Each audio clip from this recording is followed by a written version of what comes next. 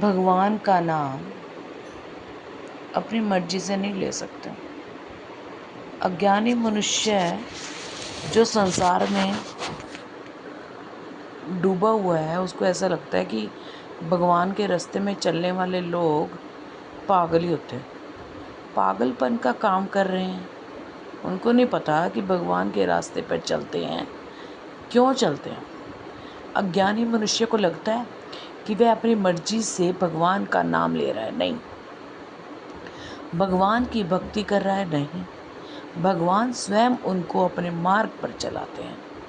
जिस जीव आत्मा को वही उनकी भक्ति कराता है। संपूर्ण सृष्टि में अपनी मर्जी से भले ही सब कुछ किया जा सकता है, पर भगवान की भक्ति अपनी मर्जी से नहीं की जा सकती। भगवान का एक नाम केवल एक बार कृष्ण, राम, राधा, श्याम अपनी वाणी पर कोई नहीं ले सकता। संसार की चीज़ और भगवान की चीज़, इसमें अंतर है।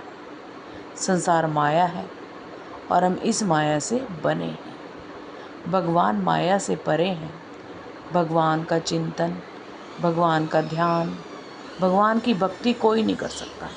जो प्राणी इस माया जगत में आते हैं, वह यहाँ पल भर में भगवान को याद नहीं कर सकता।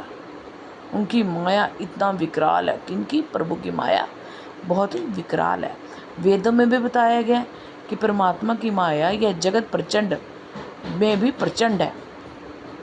वह जिनको अपना याद दिलाता है, वह अपनी जीवात्मा उनको याद करती है। वही जीवात्मा अगर वो चाहेगा ना, हाँ ये मुझे याद करे, है ना, उसी को अपनी याद दिलाता है। भगवान जिनको अपने मार्ग पर चलाते हैं, केवल सिर्फ वही उनका नाम लेता है, उनके रास्ते पर चलता है। जिन्हें सत्य की समझ ही नहीं है, वह ऐसे समझाते हैं कि भगवान के रास्ते में चलने वाले लोग पागल हैं। भगवान स्वयं उनके अपने रास्ते पर लाते हैं। वह चल रहा है। तुमको भगवान अपने रास्ते पर नहीं चला रहा, तुम्हारे लिए भगवान ने अपना दरवाज़ा ही बंद कर दिया, बुद्धि को लॉक कर दिया गया। जब उनकी कृपा होगी तब ये लॉक खुलेगा और फिर सत्य समझ आएगा। भगवान जिनको अपने रास्ते पर लाना चाहते हैं, पहले उनको ज्ञान का चश्मा पहना देते हैं। वही भाग्यशाली जीवात्मा उनकी भक्ति करता है। भगवान की जिस पर असीम विशेष कृपा होती है, वही भगवान के रास्ते पर चलता है, वही भगवान का नाम लेता है। अन्य कोई दूसरा भगवान का नाम नहीं ले सकता। जिनको स्वयं भगवान चाहते हैं, वही उनका नाम लेता है। भगवान का नाम लेने वाले जीवात्मा साधारण नहीं होते। भगवान के लाखों करोड़ों जन्मों की कृपा मात्र जीव ही भगवान का नाम ले सकता है।